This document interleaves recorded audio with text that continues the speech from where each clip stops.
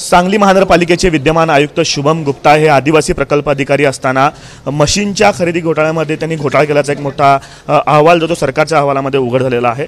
विरोधी पक्षनेते अंबादास दानवे आपल्यासोबत आहेत। दादा, खरं तर पूजा खेडकर प्रकरण ताजं असताना शुभम गुप्ता यांचं एक प्रकरण आलेलं आहे। आदिवासी लोकांना ज्या मशी द्यायच्या होत्या त्याच्यामध्ये दुप्पट पैसे देऊन ते पैसे स्वतःच्या खात्यावर वर्ग केल्याचा आरोप करतो आणि सरकारच्या अहवालात असं उघड होतंय। आपण कशा पद्धतीने बघतो? खरं तर अशा पद्धतीनं आदिवासींच्या अधिकारावर हे हक्कावर हे अतिक्रमण आहे। आदिवासींना आपण मोठ्या प्रयत्नानं त्यांनी एक सामाजिक प्रवाहात यावं म्हणून या योजना सरकार सुरू करतं।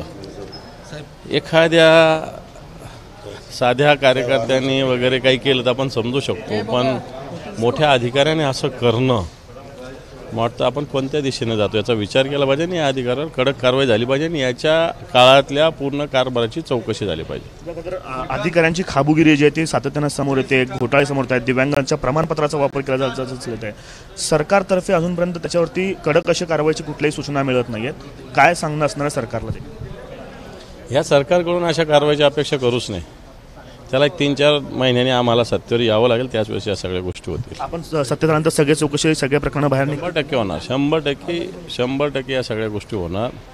सर्वसामान्य माणसासाठी सरकार असलं पाहिजे, मुठभर अधिकाऱ्यांसाठी सरकारने असलं पाहिजे। सरकार कशासाठी?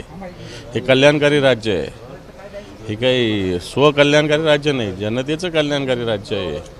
त्या विचारावर आपण चालतच नाही आहे। हे होते विरोधी पक्षनेते अंबादास दानवे। या सगळ्या अधिकाऱ्यांची चौकशी झाली पाहिजे आणि त्यांच्या कार्यकाळात जे प्रकरणं झालेत त्या सगळ्यांची चौकशी झाली पाहिजे अशा पद्धतीची मागणी जी आहे ते विरोधी पक्षनेते अंबादास दानवे या ठिकाणी करतायत। कॅमेरा पर्सन अयुब कागदीसह आफताब शेख, एबीपी माझा, सोलापूर। एबीपी माझा, उघडा डोळे बघा नीट।